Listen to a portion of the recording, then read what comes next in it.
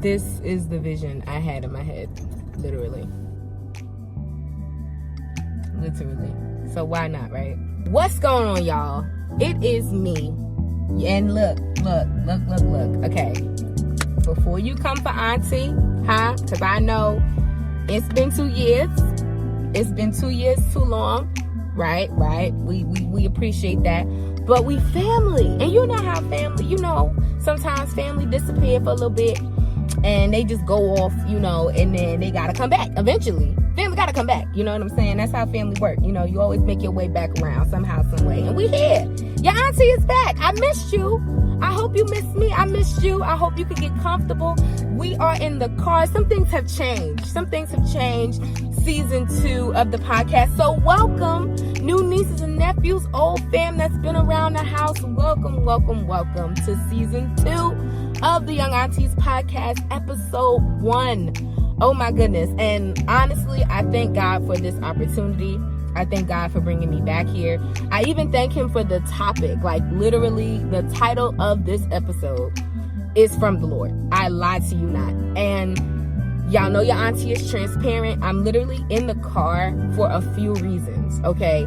And I'm going to get into all of that, as well as to where I've been and what's been going on and why the 2-year hiatus, which was not planned, but it was like low-key, high-key necessary, and all that other good stuff. But before we get into that, please be sure to like and subscribe and share and all that other good stuff. And be sure to subscribe where you listen to your favorite podcasts like Apple or Spotify. Because the Young Auntys Podcast, we're there too. So I'm sorry if your auntie's a little excited. I'm getting used to the new acoustics. You know what I'm saying? I'm in the car.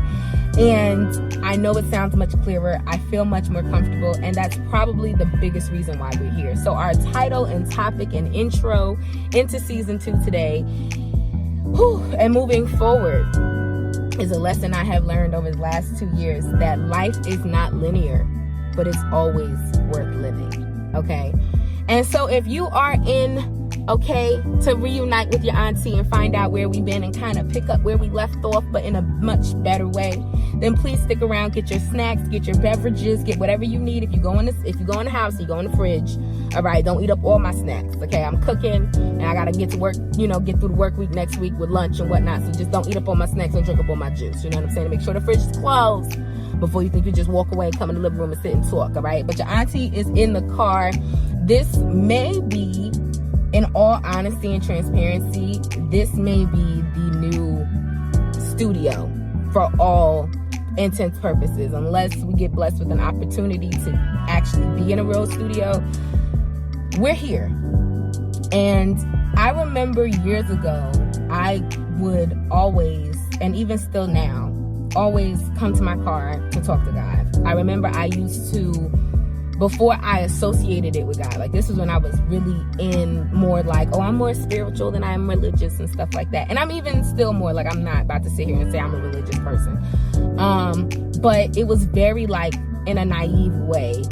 I didn't think anything of me coming to the car to vent, because I always felt like, even though I have best friends and I have family and I have people that love me and support me and would listen to me, I always felt in the back of my mind that I was judged, right? Like somebody would misinterpret something that I said or something like that. So I started to talk in my car, almost like a therapy session, but by myself.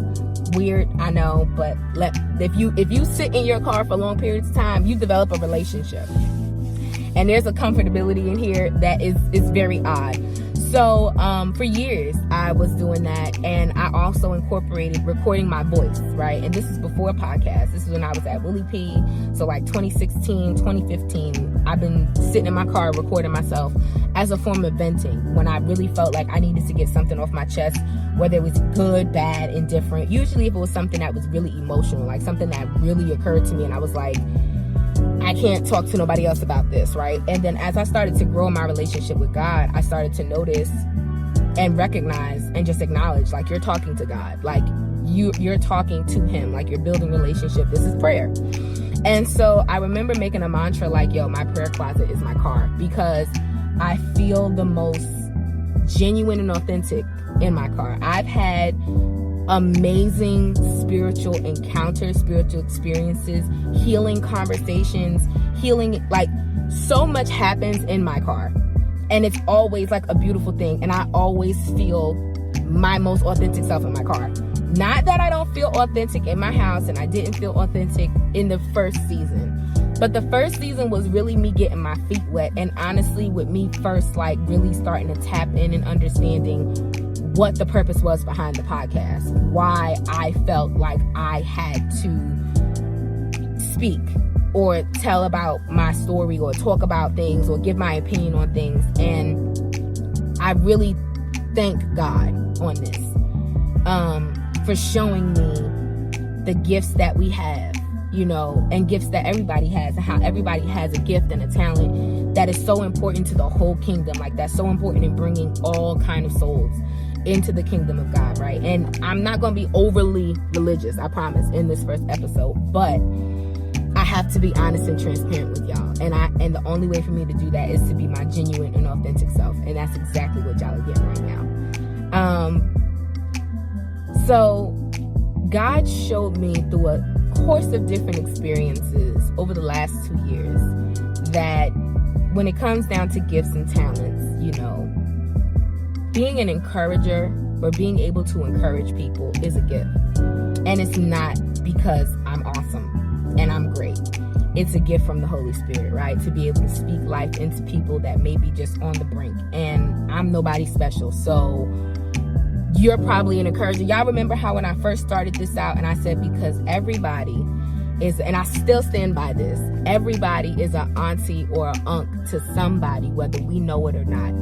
Somehow, some way in your everyday life, you have encouraged somebody, you have spoken life to somebody, you have made somebody realize that the next day, even though today might have been hard, was worth getting to the next one. And the only way I know that is a fact is because somebody and people continue to do it for me. Random people I know, people I work with, random people encourage my spirit. And I'm like, that's nothing but God, because that's all I want to do is encourage people and have people know that God loves them and God is for them. And no matter what, He's with them in their situation, right? So when I was coming about to actually giving y'all the first episode of season 2, I lied to y'all not. It's been warfare. And I'm not going to say the warfare is going to be over, but I feel stronger now. Okay.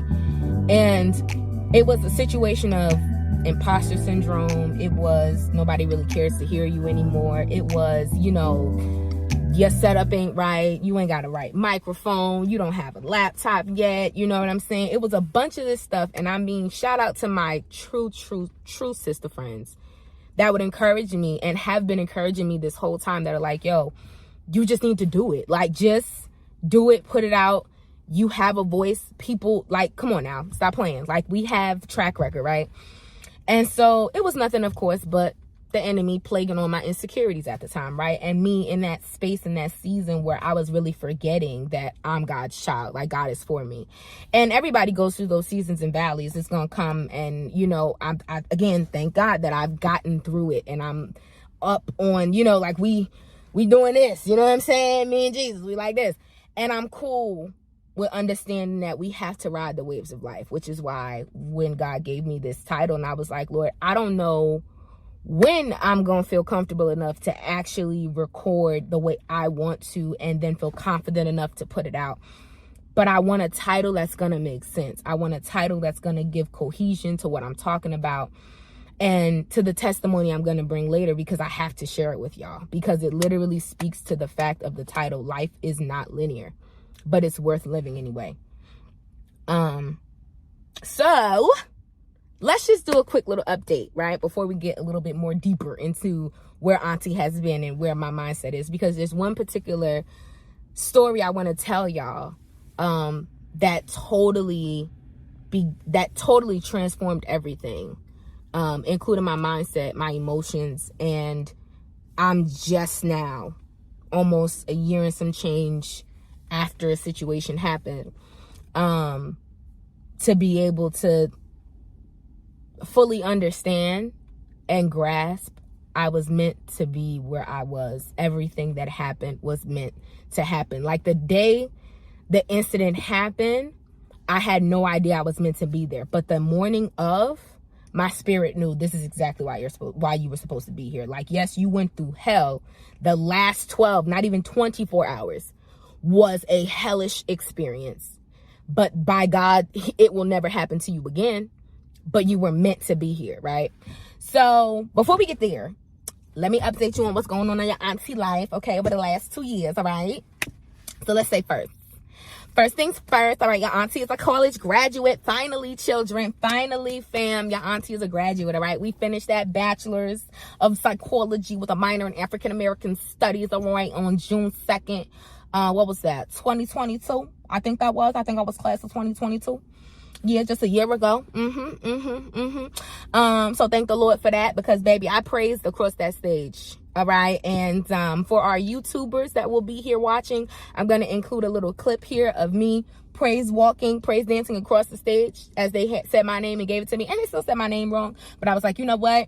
When I get my doctorate, I'm going to make sure they say it correct. I'm going to make sure. But yeah, for our listeners, just on Spotify, or might be on Apple Podcasts or Google Podcasts or wherever you listen, the video that I'm playing for our family on YouTube, and I mean, you could definitely just jump on over to YouTube and watch it yourself, but I'm playing a video of me literally praise dancing across stage when I graduated college. So that was a big thing that's happened over the last 2 years. You haven't heard from your auntie. Let's see what else. I started a business. Yes, your auntie is officially a business owner, LLC and everything, and not just the LLC, but girl, we out here working, okay? So just to kind of give you a little update on what I buy. Your auntie is the CEO, and I call myself actually like the co-CEO and co-owner because God is my CEO. But your auntie is the CEO or whatever of Like the Fish Premium Vending. So I am a premium vending supplier of like healthy snacks, beverage machines and stuff like that, but also catering to like office break room and lounge areas and stuff like that. But we also offer feminine and gender inclusive hygiene vending products and services. So it's not just actually creating and taking out those old antiquated, feminine boxes in the bathrooms, at everywhere you go. The steel box that steal your quarter, and don't give you nothing but a cardboard tampon, Can we talk about it? Or the pads that fall apart. Can we talk about it? Yeah, auntie's coming in to get rid of all of that, okay? We're going to give you updated vending machines with real products that you know and identify, and not just a pad and not just a tampon. Babe, we got wipes. Babe, we got Szn2 powder. Babe, we got what you need, baby. We got sanitary disposable baggies. Babe, we got panty liners. Babe, we got everything, okay? That's going to be in the vending machine. But did I mention that we have feminine and gender inclusive personal hygiene and emergency kits? So you know how, like, as a lady, right? And I'm just going to say that the first episode is sponsored by me, my company, Like the Fish Premium Vending. But specifically, we're talking our FE kits, okay? Our PHE Personal Hygiene Emergency Kits. So real quick, my ladies out here who menstruate, who get our visit from Aunt Flo, and when she comes, she decides to come when she wants to, not when she is supposed to come, not a little earlier than when we want her to come, not a little later than we want her to come. She likes to come when she feel like it, okay? Now, this could happen when we at work. This can happen when we out at school. This can happen when we in the airport, babe. Please let it not happen when we on vacation. Please let it not happen when we on a vacation and we're unprepared because we thought we had another couple days. Or better yet, we go to our local area where we at, whether we at home or we away, and they trying to charge an arm and a leg, you feel what I'm saying, for something we just need till we could get to the house or to get through the shift. You know what I'm saying? Your auntie is here for you, and I'm thinking about you. And so our feminine kits pretty much are meant to cater to any kind of feminine and personal emergency that you could have in like a needed, I would rather have it than not, but you know what I'm saying? That like I would rather have it and not need it than need it and not have it. There you go. Thank you for helping your auntie there. Okay. So yeah, pretty much that's what the kits are. Both the gender and feminine inclusive kits are curated with that in mind. Like when I tell y'all, I literally prayed and thought about what would I need in an emergency situation that I have been in myself one too many times. I'm just going to sit there and say and tell myself from high school to my adulthood. Okay. It's been all right. Some days I'll be prepared for Aunt Flo, and some days Aunt Flo be prepared for me, okay? And when that happens, feelings get hurt. mine in particular, because now I done had an accident on myself and all this other stuff. So my kits are meant to eliminate that embarrassment and shame of what we as both women and just non-binary people should not have to face. You know what I'm saying? Like, hygiene and affording proper hygiene products should not be a first world luxury. Just saying. And I should not have to buy in bulk of something that I need one time. Okay? Just saying. So my kits are curated where they're travel size friendly. You could throw them in a glove box in a car, girl. You could throw them in your bag. You could put them in your desk at work. Okay, bruh, I got you. Put them in your book bag when you about to go to the gym. Okay, and your stomach start doing a little rumble tumble because you went a little hard on the pre-workout. I got you with Szn2 powders and flushable wipes for you, bro. Unks, nephews, listen, your auntie did not leave you out. Okay, I promise you I didn't. Let's see, what else we've been doing the last 2 years. I was a substitute teacher, and this is gonna be great. I was a substitute teacher in my hometown of Jersey City, New Jersey, okay? And I was at a school in my neighborhood, which for years, since even I was like a kid, had the worst reputation you could possibly think of. The kids were bad. You know, the administrators and the teachers were terrible to the kids. The parents was in there wailing all the time. And I didn't go to that school for grammar school. I went to a totally different school. And my school, I won't say was the best because I was bullied. But it was all right. But the school I was at, excuse me, I didn't even finish that. But the school I was at, okay, I love my school. I honestly love the school I was at. I love the administrators. I love the teachers I worked with. I even love some of those very difficult kids. So hindsight is 2020. I'm gonna be 100% with you. Hindsight is 2020 because when I was going through some of the thick of it, when I was losing my mind behind someone else's seat, I developed this accent, right? So the accent thing kind of is a thing too that happened in the last 2 years. And I went a little viral on TikTok over it because I'm a clown. My mother found out about a year and some change ago that she's like, we're like 69% Nigerian. And from that point, she was watching Nollywood movies before, but she started to like amp up on watching them, right? Like watching them all the time. They're like 3 to 4 hour long movies on YouTube, okay? And when I was staying a lot at home more often, because your auntie's in a serious relationship now, we praying God's best, but I'm a lot of the time at my boyfriend's house. And so when I was home a lot more often, my mother would walk through the house and her phone, I don't know what kind of technology Samsung got on their speakers, but it's something on that phone, okay? Her phone would be so loud. And as far as I'm aware, no, my mother is not hard of hearing. But her phone would be on surround sound, doc. Middle of the night, all hours of the night, because she walking, you know, my room is in the back of the house, but it's like adjacent to the bathroom. So as she's walking from her room, which is in the front of the house, to the bathroom or to the kitchen, which is right off of my bedroom, she got this phone on blast. So all I'm hearing is the Nollywood movies. And I honestly cannot tell y'all where the accent came in. I think I was watching it with her one day and I just started doing it. And it kind of stuck. And it comes up when I'm like anxious or emotional or excited or whatever, or just like as a form of expression. Like it helps me, I can't explain it, but it helps me express myself. And I mean no disrespect to Nigerians or to Africans or anyone of the continent, because I am also of the continent by way of America, but I love the accent. I genuinely love the accent. I love the people. I love the food. And I can't wait to get to the continent itself. But anyway, so the accent, I would use it on my kids at school because they would say things to me and do things. And I would be like, where's your brain? Are you using your brain? Right? So when I was subbing, I really developed a lot of close relationship with my kids, a lot of my girls. And honestly, a lot of my students inspired my business of the personal hygiene emergency kits because, like I said, to my adulthood, I struggled with, keeping up with when my cycle is going to start. So I always keep extra products. Like, that's just me. And so I started to have young ladies come up to me when it was that time of the month, and they got to go downstairs, all the way downstairs with their big old book bags to go to the nurse to get a pad or whatever that they needed. And that was like embarrassing to have to go all the way down with your book bag or whatever the case may be, or having to have the, the sweaters tied around them or whatever the case may be. And so I would just give them, like, I had kept a separate bag in my main bag of all the products. I would give them my little bag, and I would say, go to the bathroom, use what you need, give it back when you come back.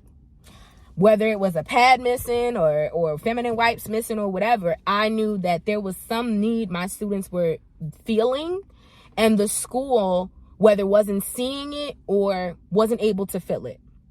And so, like the fish premium vending came about in the course, and literally my slogan is see the need, fill the need, filling the need unseen.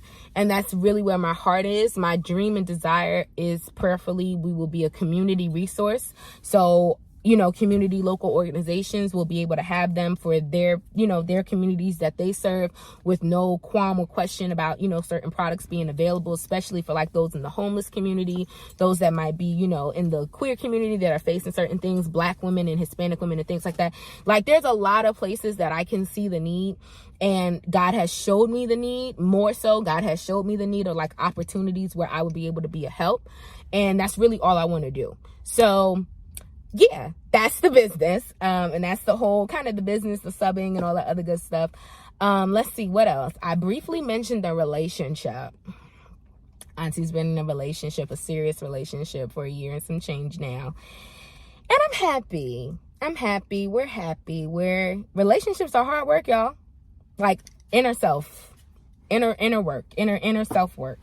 And sometimes it's like looking in a mirror, some of the things you deal with or you see in your partner, you be like, ooh, you get on my nerves. But then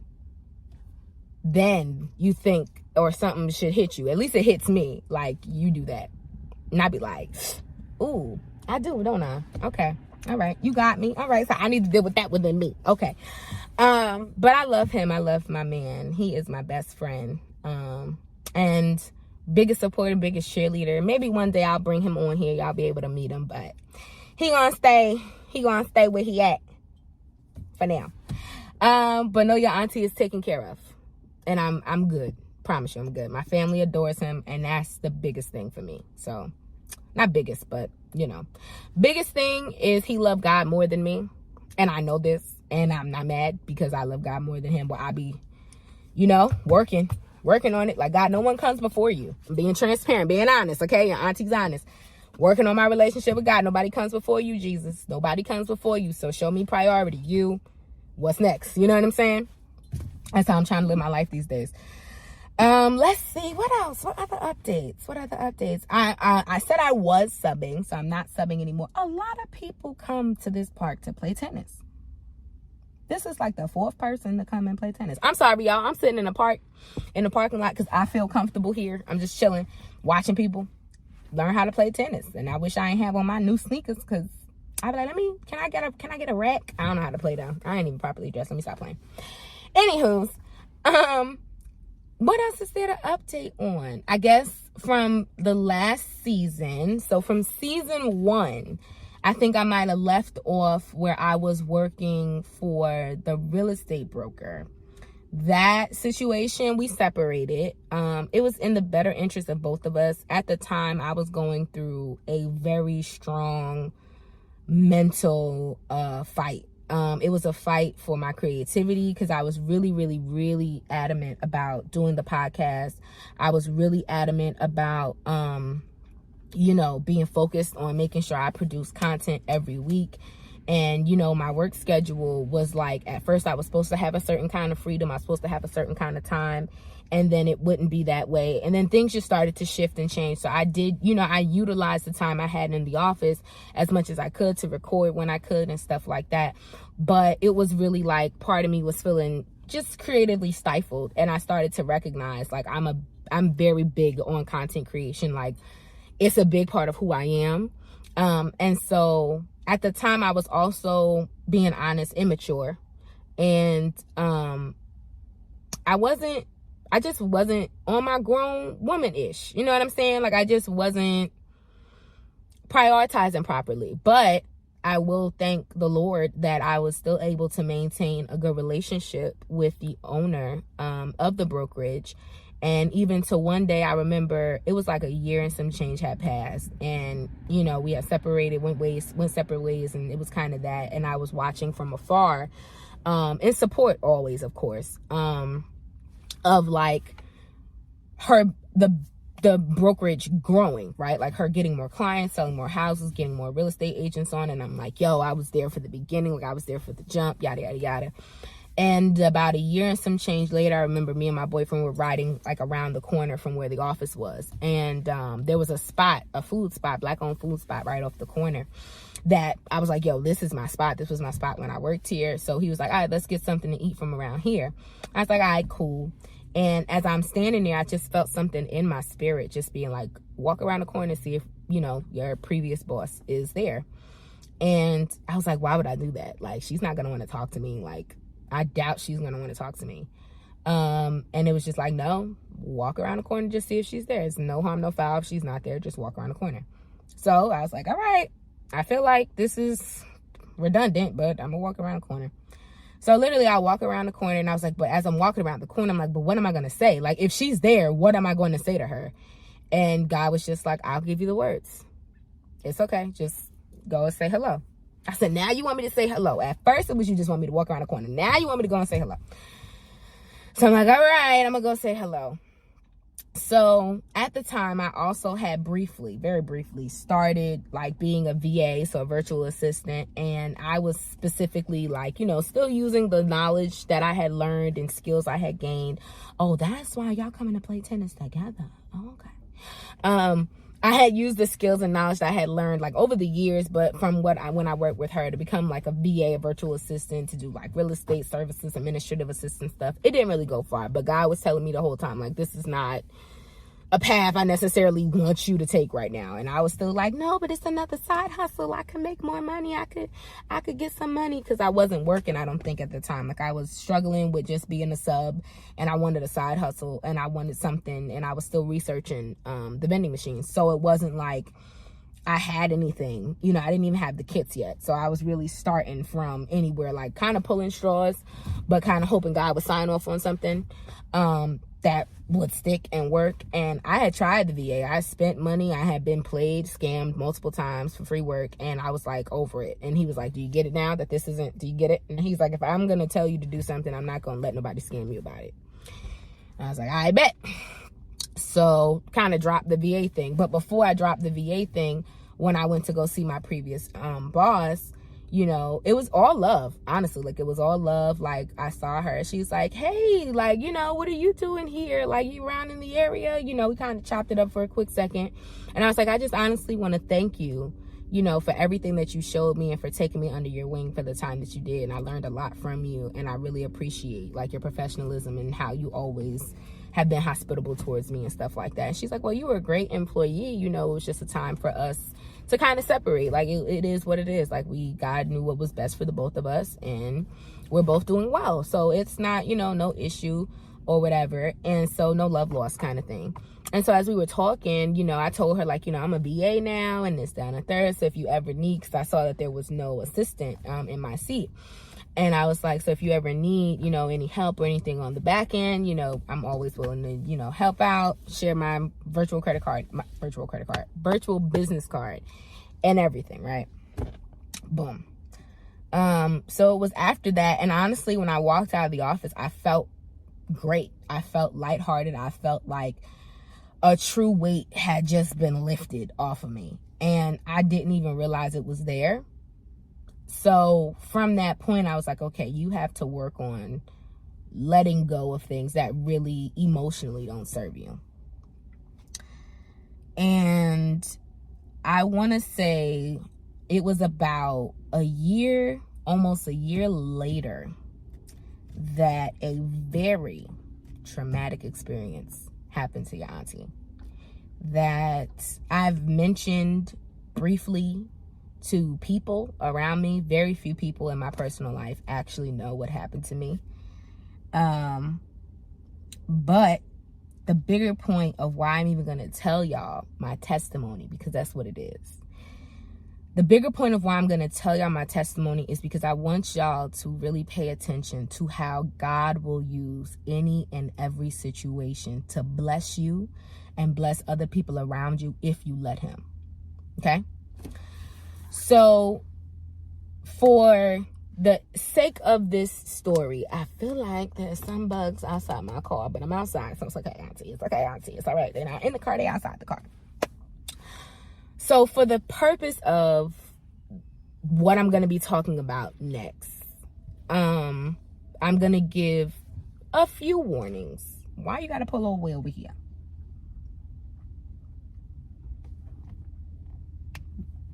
Mind your way. Do y'all need this spot? Y'all need to be parked over here? You looking at my car like I need to move. Do you need me to move? Or are you trying to?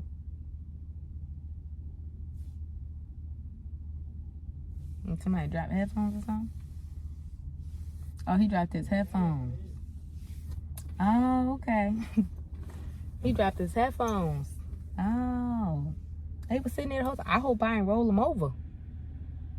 I've been sitting here for a minute, so I don't think I wouldn't have been the one to roll them over. My bad, y'all. This is unfiltered, transparent. Your auntie sitting in the car right now. Whew. Focus, Koi, focus. Okay. I guess actually feeling confident enough to sit and do this episode. I'm not saying that I'm unhealed from the situation, because I am. I guess I'm just nervous to actually be here with y'all talking about this. But I'm not ashamed of what my God got me through. Okay? So I'll just start from the beginning. Let's just go there. All right. Here we go. Last year, August, believe it or not, probably low-key around the same time last year. Wow, God, this is okay. Funny. Okay, that's probably why I feel nervous, because it's almost a year since this situation happened that I'm sharing my testimony, honestly. Wow. All right. So about a year ago, around this month last year, my family on my father's side was having a family reunion, as we do every couple years, down south in South Carolina. And it had been over 10 years since I think I went to the last family reunion. So I was a kid the last time most of my family saw me. It had been way longer than 10 years. So I was like, oh, absolutely. I'm definitely coming. I got to make my way there.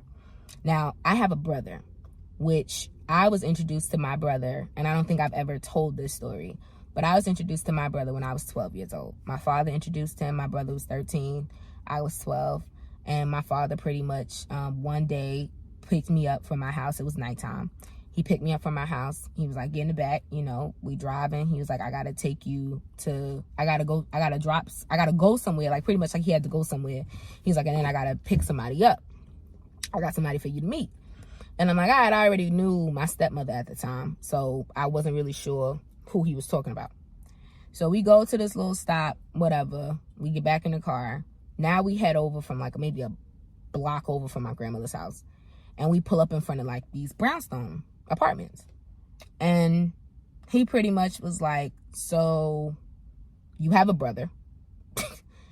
And his name is, and he's coming to the car to meet you. And it was very much like, what is happening right now? And I remember always desiring a sibling, because I was raised as an only child with my mom. So I always wanted a sibling, and I knew my mother wasn't going to have no more kids. And so I knew it was going to have to be my father. The only way I was getting another sibling. So it was like, oh, I have an older sibling. He's a year older than me. Interesting. Then I found out when my brother's birthday was. And it's like, you're actually a month older than me, because you're 94, I'm 95. Just gonna touch my invisible goatee. Not to be funny, but your auntie had a whole moment at the nail salon where they waxed my stash. Girl, never in all my distance I think I would be there in my routine to get my mustache waxed, and no one ever said anything about it growing on the top of my lip. No one said, there's a caterpillar crawling across your face. I had to wait for the Filipino lady to tell me that I need to be waxed. My bad, y'all. Y'all see, I can't control the accent. It just is a part of me now at this point. Anyway, so around this time last year, yada yada yada, my family has a family reunion, yada yada yada. I meet my brother when I'm 13, yada yada. Well, when I'm 12, he's 13, yada yada yada. So this would be my brother's first ever family reunion. Like, nobody on our father's side, like on the bigger side outside the family that lives in Jersey, knew him, like ever got a chance to meet him. So I was like, oh, if he's going, I'm definitely going, because there's no way, first of all, he gonna be down there without me. Second of all, ain't no way he about to be all my favorite cousins by himself. That's not what we doing. So, you know, it was all good love, whatever. And I remember, I'm gonna be totally honest with y'all, I remember having such hesitations about going. Like, I was like, I don't have my own money. My car was like in a bad situation. So it was like, I couldn't even drive down to South Carolina if I wanted to. And we drove down anyway, but it was like my car was in a situation where I couldn't drive if I wanted to, yada, yada, yada. My brother's car was in a situation where he couldn't drive his if he wanted to. But my grandmother wanted us to go. So she offered to pay for us to stay in the hotel with her. We'll drive down in her car, all this good stuff. We'll meet up on the different exits, this, that, and the third. We'll drive down, we'll bond. It'll be a great time. And I'm not going to hold you. It was a great time. It was an absolute great time. We bonded. We went to south of the border. I got videos and pictures. My brother decided to put a sombrero hat from a camel on himself. It was funny. But it was a good time. The first day we got down there, first night we got down there, had a great time reuniting with everybody, seeing my aunts and uncles, you know, getting excited because the next day was going to be the cookout. And so that night, you know, the whole family just pretty much trickled into the hotel. We kind of hung out at the hotel. You know, the kids, the cousins hung out, yada, yada, yada, walked around, had a good time, chilled in the parking lot. Adult activities, none of your business. But if you know, you know, we the cousins that take the walk at Thanksgiving. So, listen, mind your business. So anyway, so yeah, that night, great night, whatever. Not gonna really go too much into the personals because Auntie's maturing. I'm trying to grow. I'm trying to be more forgiving. So in being more forgiving, I'm just choosing to omit certain details of the story. Okay? Because God has healed me from the sense and feeling of abandonment from the situation, because he reminded me that he never abandoned me. So I was never ever by myself, no matter how it felt. So first night, good. Next day is the family reunion, the cookout. And while I was there, I met a man who claimed to be a cousin, who decided to be a little touchy. And everything in me was like, this is supposed to be a safe environment. This is supposed to, like, you know what I mean? It's a family reunion, bro. And I didn't know how to react. That's low-key, high-key, not even, and I'm never going to ever put down anybody's trauma or anything that's ever happened to anybody, but because I don't want to trigger anyone, and because for me, I chalked it off to something seriously wrong with that dude if he was family, and I also told family members that I know would get him handled in North Carolina. So it got handled. I'm very positive it got handled. So I'm cool off of it. You understand what I'm saying? So that's honestly not even the focus of this story. That's not even the focus of the testimony. It's there. It's a blip, but it's not the focus, right? The following day, it was, I believe, Sunday. We were supposed to be leaving Sunday. Now, again, we drove down, but because my grandmother was going to be helping my aunt who was in Georgia, she was going to drive to Georgia from South Carolina to help her with the new baby. We were going to take the bus back up.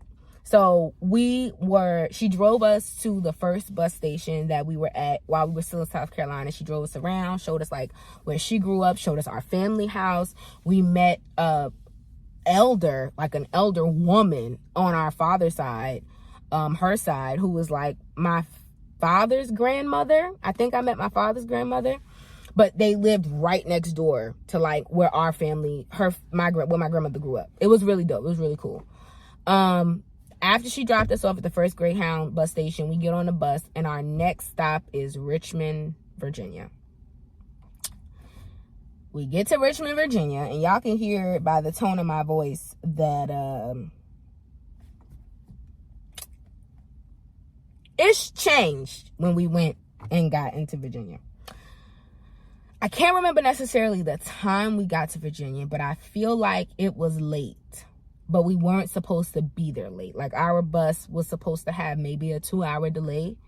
And that was about it. Like, it wasn't a long time that we were supposed to be in Virginia. Because, again, it's maybe a 8-hour drive down. Maybe about close to a 10, 16-hour drive, depending on who you are, if you're on the bus kind of situation. And so we knew we were in for a long haul. Like, it wasn't even, like, that big of a deal. So from South Carolina to Virginia, that was like one bus. So we knew we had time at Virginia, like in Virginia, but we knew it wasn't supposed to be that much time. Like, we were supposed to get back to Newark,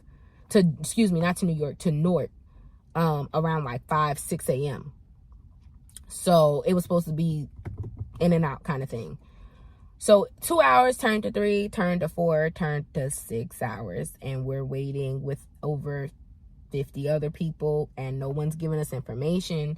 No one's letting us know when the next driver's coming. Everybody's just like, all the customer service people, because now by this time it was like a graveyard. Like, it was a graveyard shift. It was the graveyard staff. It was skeleton, like barely people in customer service, barely supervisors or managers on the floor. Nobody had corporate's number. Nobody had a supervisor number. Nobody knew when the next bus was coming.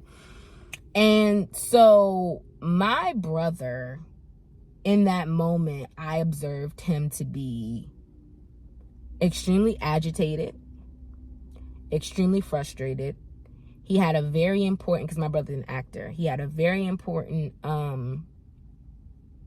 career-related thing he had to do that he had to get back to, like, Jersey for by Monday. And so this 6-hour plus delay is already pushing us to where Monday morning, Monday 10 a.m., if he thought he was supposed to be there, we're not getting there, babe. It's not happening. We still got only 4 hours from Virginia to Jersey. But waiting for a bus, God knows how long that could take. And it ended up taking till after 12 a.m. So for the sake of this story, this is where I'm going to give the trigger warning, okay? If you have ever been physically assaulted or abused by anybody, I am so sorry that happened to you. To women who are survivors of domestic violence, I never assumed the woman did anything to earn what she got. Because I personally believe women ain't always right, but a man should never put his hands on a woman. And I take accountability for what happened to me, because as a woman, in hindsight, I was moving on instinct, but instinct made me forget about my own safety.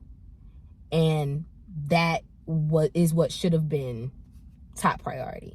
So those are, I guess, my 2 trigger warnings, if anything. One is, my heart goes out to you. If you've ever been physically assaulted, abused, or anything like that, survivor of domestic abuse, violence, things of that nature, my heart is with you. And even if you haven't, but you've been physically assaulted, like anything happening to your body without your consent or desire, I'm here with you. So, back to my brother being agitated.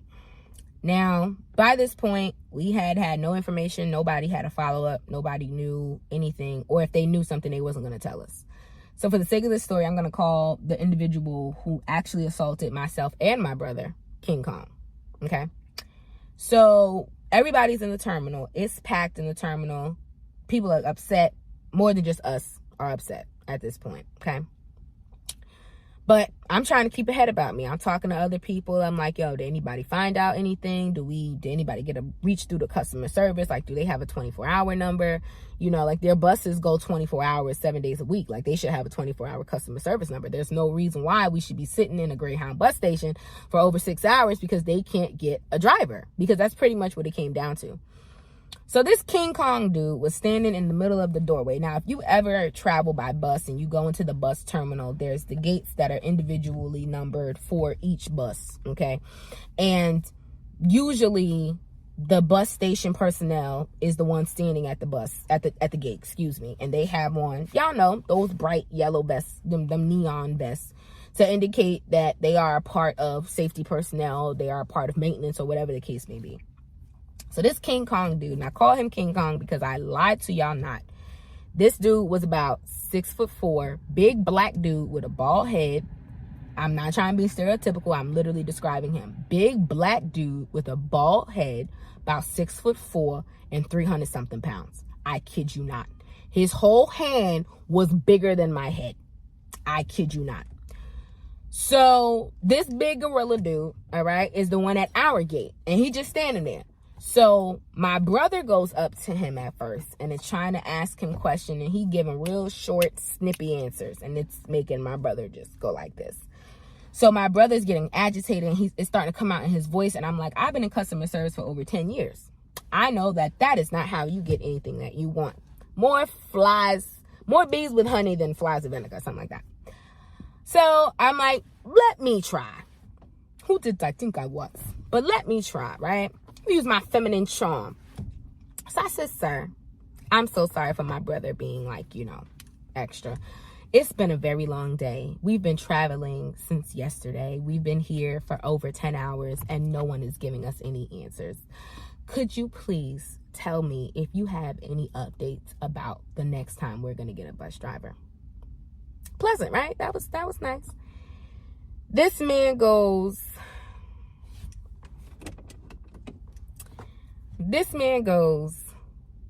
hold on. This man pretty much says to me, my bad, y'all. Had a little bit of a blip moment. But this man pretty much says to me, you know, nah, like, we'll know when we're going to get the next one. And I'm like, does this happen often? Because, you know, you're not really fazed by this. It don't seem like nobody, and I kind of started to get a little nasty. But I was like, it don't seem like nobody's really fazed that there's over 60 people in this bus terminal who are not supposed to be here right now. And he was like, this happens all the time. I'm like, what you mean it happened all the time? Because he's being so nonchalant. I'm like, I'm confused. What do you mean? What happens all the time? He's like, we don't have drivers all the time. Drivers call out. They don't want to come to work. Don't nobody want to work nowadays, sis. You know what I mean? I'm like, sir, I hear you. But what about the driver that was supposed to be scheduled for my bus? And he's like, there's nothing that we could do about that. We got to wait till they decide to come to work. Cool, copy. It gets ghettoer and ghettoer. Well, at this point, now I'm tapping into customer service. Because now I'm like, accommodations. They got to make accommodations. We've been here for over 10 hours. Y'all don't know when we're going to get the next bus. There's hotels in the area. Vouchers. They definitely should be giving out vouchers to people to have, you know, be able to go rest their head rather than having to stick around in a smelly, pissy, itty smelling place. That's what it is. Bathrooms, it was on like 2 usable bathrooms. All of the other bathrooms were out of order. Y'all, I have footage. Like, all the other bathrooms were out of order, were disgusting. You didn't even want to go to the bathroom because of how bad they smelled. Like, it was horrible. I will never ride Greyhound bus ever again. Anyway, so now he's pretty much telling me that if they don't have a driver, there's nothing that they could do. And at this point, when I asked about the voucher, he's like, oh, I don't know if they do that. I don't know. I ain't never heard them to do nothing like that, whatever. I'm like, well, at this point, sir, can we at least get our stuff from under the bus? Because we want to be able to find a place to lay our heads, and we don't want our stuff under the bus. He's like, yeah, nah, you get your stuff. Y'all can get your stuff, whatever. So at this point, my brother is fuming in like this seat. Like, so he's in this section, right, of like maybe 9 seats. And it's like 3, 3, and 3, right? So he's fuming. And there's some other women who was sitting over by the wall who I was talking to in the midst of trying to figure out what was going on. And I'm like, okay, so he doesn't know any information. Like, I'm kind of updating everybody. I'm like, he doesn't know any information, but he is saying we can get our stuff from underneath the bus if we want to get our stuff. My brother pops up at this point. He's like, because I'm over this. Like, I want to go, this, that, and the third. And I'm just like, your attitude is not going to help us. But he flustered. He moving real fast. He moving real extra. We get outside. King Kong is there by the side of the bus, lifting the gate up. Now, my brother goes under the bus, under the gate, to get his bags. I don't know what happened, but of course, during transit, his bag got shuffled under other people's stuff. But because he's so flustered, he's throwing other people's things. Like, he's being very rough with other people's stuff, trying to find his stuff. And so King Kong at first was like, whoa, big man. My brother's not that tall, but, you know, trying to calm him down. He's like, whoa, big man, you ain't got to do all that. We can do it. You ain't got to do all of that. My brother, frustratingly, he say something under his breath, yada, yada, yada, this, that, and the third. King Kong, who, for all intents purposes, is an employee of Greyhound for this story, it decides to say something antagonistic about my brother within earshot of my brother. And it's on the edge of like calling him a B. Okay? I'm trying season 2 to be a little cleaner with my language, all right? And so he pretty much called my brother a female dog. And my brother heard him. And when he went to pop up from underneath the bottom of the gate, getting his stuff, and he went to pop up and say what, King Kong like went and like started to like make a move to slam the gate like on his head, right? So this now sent my brother from 150 to 1,000. And it was very clear at that point that King Kong was antagonizing the situation. All of the red flags are going off in my head, y'all. Every single one you could think of. The biggest one, we're not from here. Our family is over 6 hours away. The nearest family we got is still 4 hours away. I don't know nobody that can come get us if this go left. This is a state where people carry guns. I don't know this neighborhood. It's just me and him. I can't explain to my family if we in jail or at the hospital. I don't have time for this. I'm trying to get home to my man. You understand me? I was over the weekend. I was ready to go home. Something said from the beginning not to go. I went anyway because I wanted to be there to build memories. And I'm so grateful I built the memories I did with my family when I was there. But it was hell on the way home. Okay? So fast forward, right? Now him and my brother, and I lied to y'all not, it was literally like a David and Goliath moment. And this is no disrespect to my brother, but my brother is a flat, maybe 5'6", 5'7". I told y'all earlier, King Kong was 6'4", 350. My brother, 5'6", 5'7", maybe 5'8", maybe. Like maybe pushing 130, 135, 140. I don't know. My brother's slim. He a little slim. So, like, I know I got 50 pounds on my brother, being 100.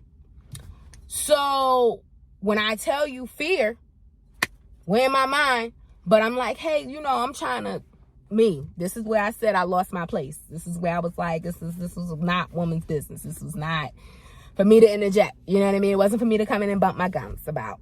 But I didn't want nothing to happen to my brother.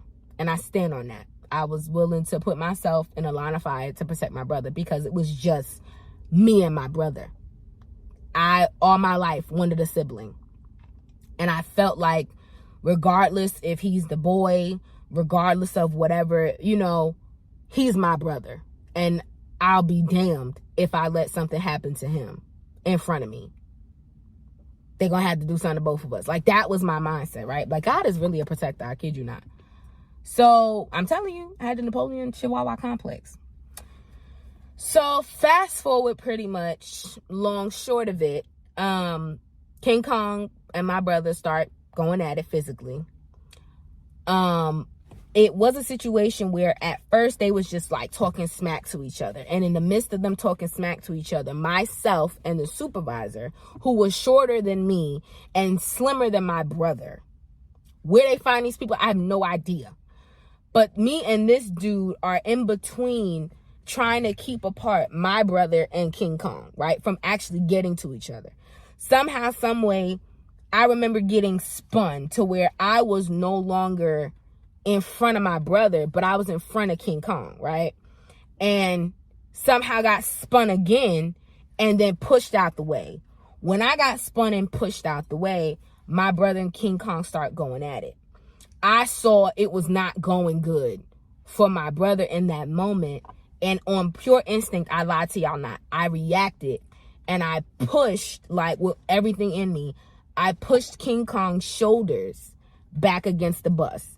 And I don't know how hard I pushed him, but I know I pushed him hard enough that his head hit the window. And you heard it, went crack. From that moment, he, meaning King Kong, reached back and decked me in my face.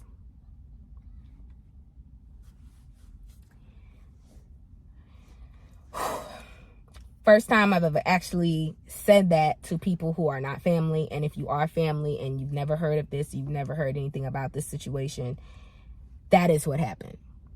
He reached back and punched me in my face. At that point, after he punched me, he only hit me once. I remember from the punch being so stunned that I fell into the wall. And I almost hit, y'all know my knot.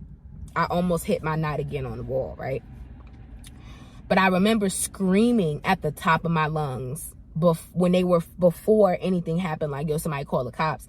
But I remember screaming at the top of my lungs when he punched me in my face, call the cops, call 911, yada, yada, yada. And this is a cultural phenomenon, a societal phenomenon that honestly, like, this bystander mess of people just standing by and recording because they don't want to get involved, but you will stand there and record from the start to the finish of an altercation, but you don't want to get involved. Like, when I tell y'all there were over 15 people, I told you how many people, this was still a packed bus terminal.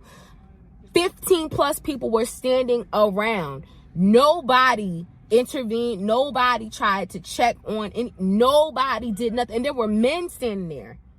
Men bigger than the supervisor, men bigger than my brother that could have stepped in to stop it. But they themselves were also standing there recording on their phones. So it felt very much Twilighty. Like, it felt like I'm not in reality. And I know I'm not the only person that's ever felt that way, where you've gone through something traumatic or you're in the midst of it and it's like, yo, this is not real life. Like, this is not my reality. Like, there's no way this is happening to me right now. But it is, right? It is. So, screaming my head off, you know what I'm saying? Eventually, they break it up, whatever. My brother is on the ground, beat up. You know, my brother's a dreadhead, and he had, like, locks pulled out and everything. Like, when I tell you it just wasn't even a fair fight for what that dude did to my brother, like, it was one of those situations where, you know, violence is never the answer, but I can see why people go extreme when it's situations like that. Because I remember also getting involved when King Kong was on top of my brother and he was like choking him, like literally, like both of his meaty hands on my brother's neck, like choking him. And I was hitting the back of his dome with nothing but knuckle. I could have broken my hands. I was hitting the back of, like, right here, like, Auntie's not proud. I'm just being transparent. Like, I'm telling you, everything in me said, protect my brother. Protect your brother. I am not going to Jersey by myself. I am not having to explain to nobody from a jail cell or a hospital bed why we are not on the bus. I am not doing this right now. I need to get this man off of my brother, because the supervisor was standing right there and was trying to break it up, but I feel like I was doing more than him. And I remember hearing King Kong yell, like, yo, get this B off me, bro. Get her off me. Get her off me. And I'm like, get him off my brother. Get him off my... Like, it was a whole situation. It's not even an underestimate. Like, it was a whole thing. Cops came, ambulance came, checked us out, gave me an ice pack for my lip, gave my brother an ice pack, you know, pretty much did the preliminaries. Police officer took my statement. I lied to y'all not. I have never heard from that police officer ever again. I didn't get an email. I didn't get a text message. I didn't get a phone call about anything going on with the case, about whether I could press charges. Because I said I wanted to press charges. I wanted to press charges that day.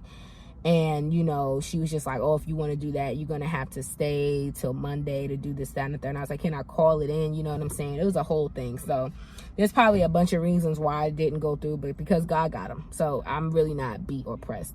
And God honestly had me guarded in a way that I was not expecting, right? So literally a guardian angel.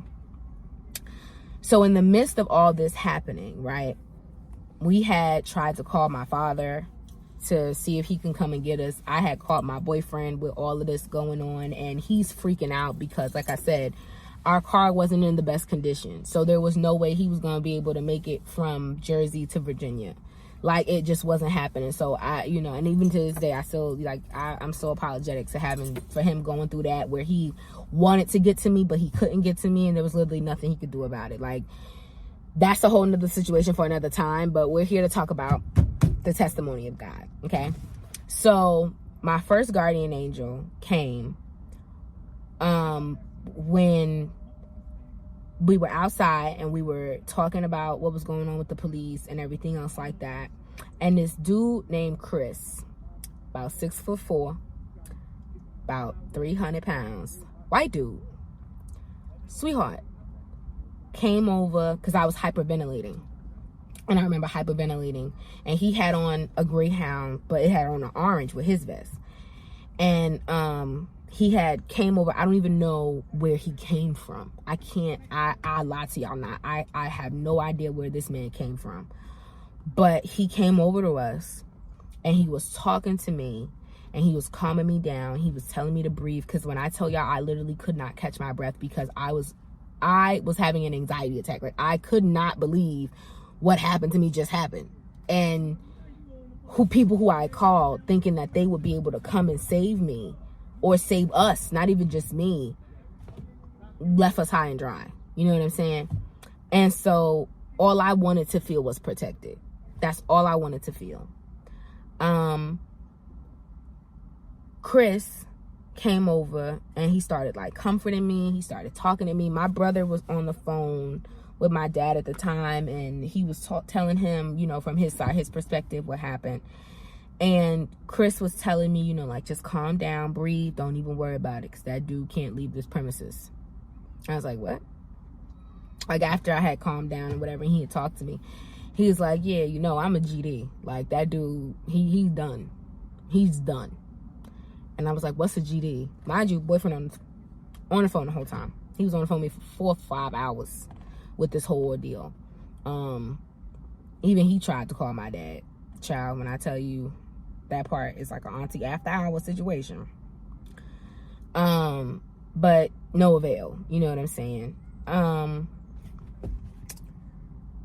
Chris tells me he's a GD. And I'm like, a GD, what's that? And my boyfriend's like, a gangster disciple. And I'm like, well, what's a gangster disciple? And my boyfriend goes on to explain to me, and I hope I don't get this wrong, but pretty much a gangster disciple is a Crip, or somebody who was a Crip, but they went to jail and they found God. But they like from the south side of heaven, you understand what I'm saying? And they're very much so on protecting women, protecting the community. They don't play that. You can't come in and just do whatever you want to whoever's in the community, because you never know who's looking out for who. And so from that moment, Chris was like, I'm your guardian angel. Like, I'm not, when I tell y'all, this man did not leave my side for 3 hours. My brother left the Greyhound station to go and find us a hotel, because when I tell y'all we had no money, like I said, we had no money. We both were financially struggling, but we wanted to be around family. And so this was very unpredictable. Like, this wasn't a situation where it's like, all right, we need an emergency $100 or something like that. Like, we got the money together. Like, I remember borrowing and moving money over, whatever. My brother came through on his end with calling people and asking for favors and stuff like that. But we were able to get a room for a few hours. So my brother went to actually go secure that. So while he was out going to secure that, Chris was with me and like walking me around and like making sure I was calm. He walked me to the Wawa, made sure I was protected, waited with me in the Wawa, waited outside the bathroom door. Like, when I tell you guarded, okay? I was like, Lord, is this one of your angels? Like, because y'all remember, the angels in heaven is soldiers, babe. They packing. So I felt very secure and safe. Fast forward to that night, me and my brother go to this real horrible hotel, motel, whatever it was. Possibly could have been a Holiday Inn. Could have been. But we go to this like room and we trying to get sleep for a few hours, and I can't sleep because the bed smelled like smoke. Everything looked like somebody was in it and possibly died. Like, I'm just sitting in a chair trying to get comfortable, and there was a whole bunch of other family stuff going on. So it was a very contentious night. And I remember at the time going outside and talking to God and being like, it's got to be the soil. It's gotta be, because this is where slaves landed first, right? It's gotta be. Like, the soil is evil, Jesus. Like, there is something going on here, because this is ridiculous. Like, this is amped for no reason, right? But I remember feeling in my spirit, like, but you're good. But you're okay. Like, yes, he punched you in your face, but you're not bleeding. He didn't chip a tooth. He didn't even bust your lip. I was fine. Like, literally, it was a little swollen for like maybe 45 minutes. And that was it. That was it. So God was like, you're fine. You're okay. It's hard to accept it right now, but you are okay. A couple hours later, and this is where testimony kicks in. So yes, this whole time I'm telling y'all, God kept me. God protected me. He kept my mind. He kept me physically. Like, I'm still here to talk to y'all. I'm still here with full capabilities of my limbs, my mind, everything, right? Nothing dramatic or super traumatic happened to me and my brother that, you know, people go away on vacation all the time and never come home. People go away to go see family and never make it back to their own home door, right? So I'm super grateful to God that even though we went through the bull, we're still here, because it really could have went another way.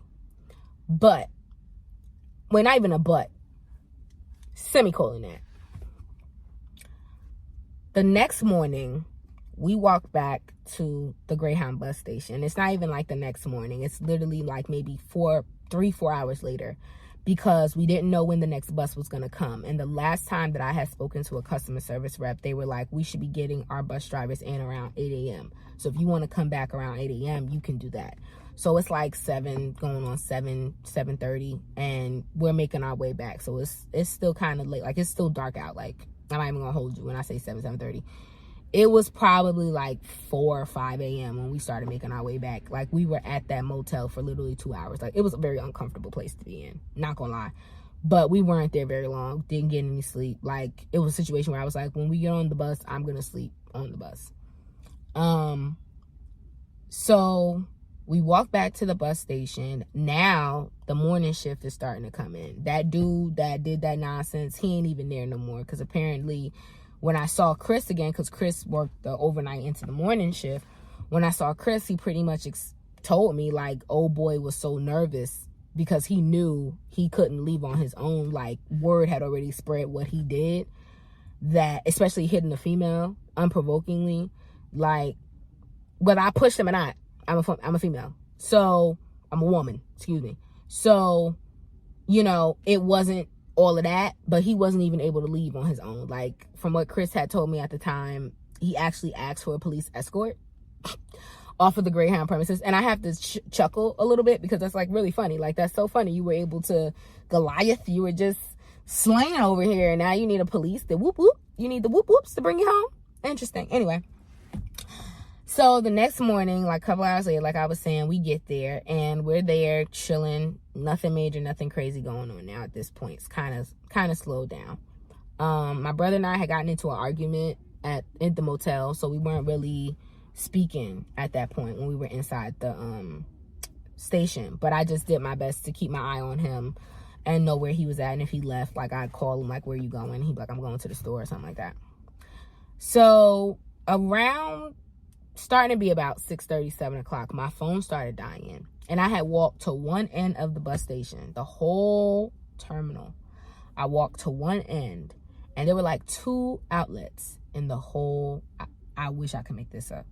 There were 2 working outlets. Oh, no, excuse me. 2 outlets in the whole bus terminal.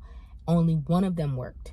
And the one that worked was occupied by a woman who had like her cart, like a cart full of stuff. Like when I tell you, it looked like she was moving, like shorty literally had all of her things, like everything that she owned on this like big old cart. And she was sitting by the outlet, right? And so I'm like, you know, I just went through, and this is where my mind was being selfish, because it was trauma, right? Like I couldn't think about helping anybody else out after my situation. Like I still wanted somebody to feel bad for me. So I'm still in my own head, and I'm like, I really don't even want to talk to too many people, but my spirit is just like, it's all right. Just be pleasant and ask her if you could plug up your phone. So that's exactly what I did. I said, hey, I hate to bother you, beloved, but could I please charge my phone? And she's like, yeah, no problem, whatever. So at first I was standing up with my phone in the charger, and the one I had it plugged in was loose, and she had the plug at the top, she had something plugged in, and the plug at the bottom was loose. So I kept plugging mine in, and it kept falling out, kept plugging in, kept falling out. And she's like, you know what, why don't you just plug yours into the top, because my phone is charged enough. Like I'm just keeping it charged because I'm watching something on my phone, but you can charge yours until you know, like you're good. So now we chopping it up, and for the case of the story, I'm going to call her Samantha, and I'm also going to consider her a guardian angel in disguise, because she showed me that your faith can bless somebody else, right? Like sometimes it's not the faith of the person that's going through the situation. It could be the faith of the people around them. Like the story of the friends who brought their lame friend to Jesus, like lowered him through the roof. Like, no, we need Jesus to touch him, kind of thing. So me and Samantha chopping it up about, you know, over the charger and things like that. And as we're chopping it up and we're talking, she's telling me, you know, she's from Albany, New York, and she has a son, but she's leaving from Albany to go to, I think it was Texas, because she was in a polyamorous relationship, but she was getting married or something like that. And because it was more than one person, who she was getting married to lived in Texas. But the other thing was that she was leaving an abusive relationship with her son's father. And somehow, some way, her son, this is the story she told me, her son's father had gotten full custody of her son and was making it hellish for her to even be able to see her son, spend time with her son, anything like that, right? And so she was pretty much leaving New York to be able to go and get her life together, and so she could have in her mind, she said she would have a better chance of getting her son back when she got better on her feet in Texas. So I said, okay, cool. Okay. You know, I don't know your life story. I'm not judging you. Whatever, we listening. So as we talking or whatever, you know, and I think I briefly told her that I like had a hellish night, but I didn't want to get into it because I felt like her situation was worse than me, because she said she was being beaten and all this other stuff. And I was like, girl, you got punched in your face one time. This is not a moment to be like, oh my God, I know how you feel. Like, this is not that. So I was like, yeah, like I remember telling her, like, yeah, I've had a pretty rough night. Like, it's been pretty rough. I think it's Virginia. And she's like, no, I think you're right. It's got to be the state, because at this point, I don't understand what's happening. And I remember asking her, like, well, what's going on? And she was like, I made my way all the way from upstate New York all the way here, like, with no issues, no problems, right? I said, yeah. She said, now they telling me in order for me to leave Virginia on a Greyhound with all of my stuff, I have to pay for tags. And y'all know, like, the tags, pretty much like the tags that could be upwards of $10 a tag, like $5 to $10 a tag or something like that, for you to have identification so it could go underneath the bus. But it's based on distance, or how far you're traveling. So if you're traveling further, it costs more money for the tag you need for your bag. So pretty much she was saying that they were telling her, the same midget supervisor, the same elfish supervisor who was trying to break up the fight between my brother and King Kong, yeah, he was the same one who was telling her that in order for her to pretty much leave Virginia or get on the bus with her stuff, she was going to have to pay for tags that was going to last her from Virginia to Texas.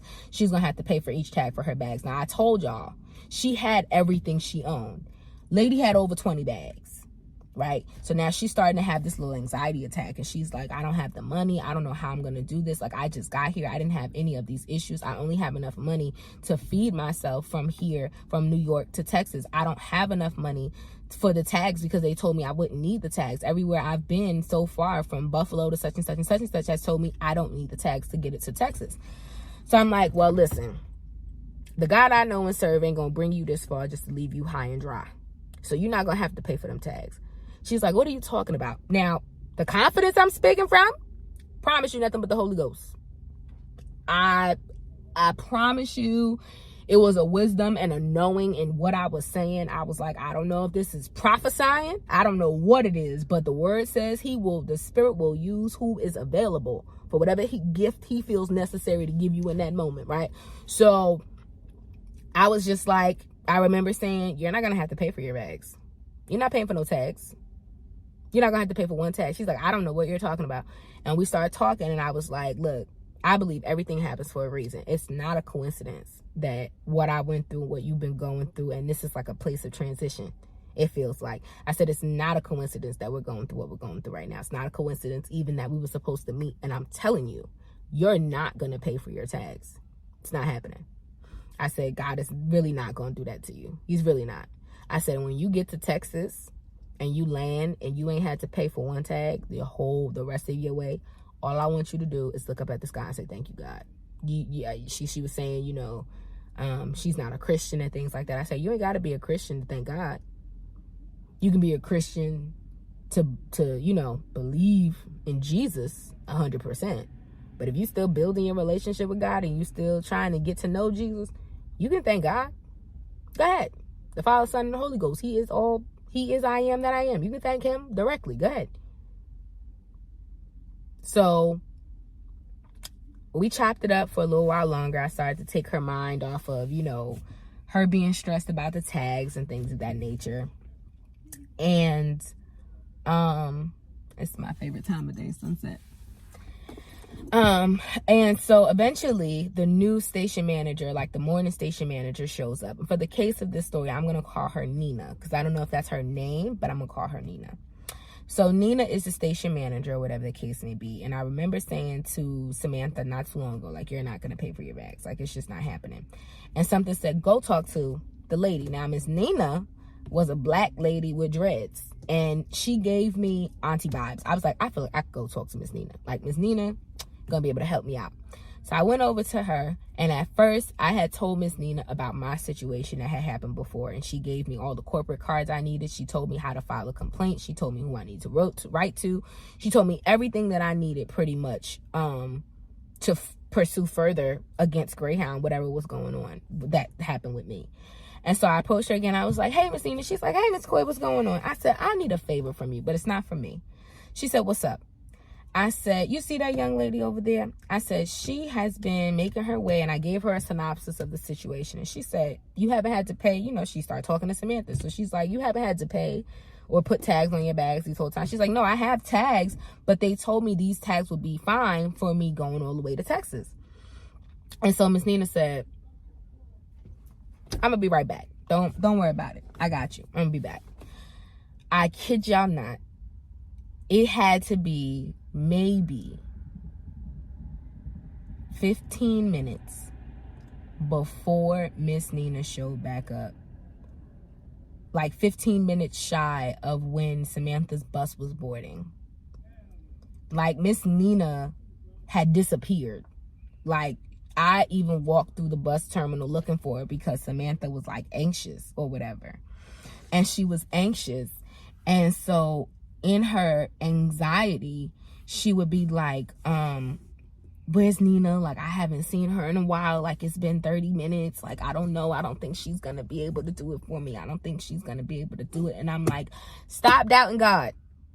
I told you, you're not paying for anything. Relax. Chill out. But in my head, right? Like, that's how you got to fight the enemy. In my head, I'm like, Jesus, please don't make me no liar. please don't let this lady pay for nothing. I ain't got the money. So please don't let this lady pay for nothing. I don't know why I'm telling her this, Lord. Please don't make me no liar. I'm telling her, you in good faith, I'm telling her she's not going to have to pay nothing because I know you're going to come through. So please don't make me a liar. And he, like, I remember hearing like a laugh in my head, like, wow, haha, like, you think I would really let you say that on my behalf and not come through? Anyway, God shut us both up that day. So fast forward, like I was saying, about 15 minutes before Samantha's bus is supposed to board, and her anxiety is shooting through the roof. Miss Nina, and this is why I call her guardian angel, the second one that was at that Greyhound bus station. Miss Nina popped up out of nowhere with a handful of long distance tags. Handful of tags. And was like, just started giving them to Samantha and just started taking them and putting them on her bags, sometimes putting 2 on one, and was like, you ain't gonna have to worry about nothing from here to Texas. And I just looked at Samantha and I was just like,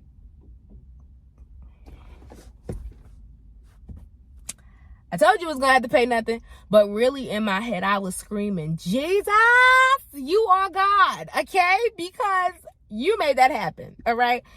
And I had to share that because, especially sharing it in this episode. And I thank y'all so much for sticking around and sticking with me through everything, and for coming back with me as we come back. And that story and my testimony and listening to it and absorbing it. And I really hope that it touched you in an encouraging way. Because nothing about my life has ever been linear. Nothing about anyone's life is a linear experience. Some people think that they're going through life hitting the steps and hitting the marks and hitting the benchmarks that they're supposed to hit. But really, life has a path of its own and a way of unfolding that you kind of, to a certain extent, you got to take your hands off and let God do what he does. Because you'll never see the forest through the trees, right? Like, you'll never see the bigger picture for it when you're standing in the middle of it. I couldn't see the bigger picture of what I was going through while I was going through it. I couldn't see it. I couldn't understand how me being traumatized over the period of what felt like 48 hours, like it was something on top of something on top of something on top of something. I just was like, God, why am I here right now? Like, I knew I should have never left Jersey. I should have never came on this family reunion. I should have brought my man. Like, this is not, you know what I'm saying? Like, it was a bunch of things. And then after the situation, on the bus home, because literally not even maybe an hour and a half after she got on her bus, our bus came. And on the bus, I remember just crying in worship, grateful that I was making my way home, but I was so much more grateful that I was able to be there and be present in a moment where God used me, used other people around me to bless somebody. I was really grateful, and I sat in awe when I realized how protected I really was, how covered I really was in that moment, how anything really that could have happened would have happened if God would have allowed it to happen. And I thank him for his grace and hand on my life.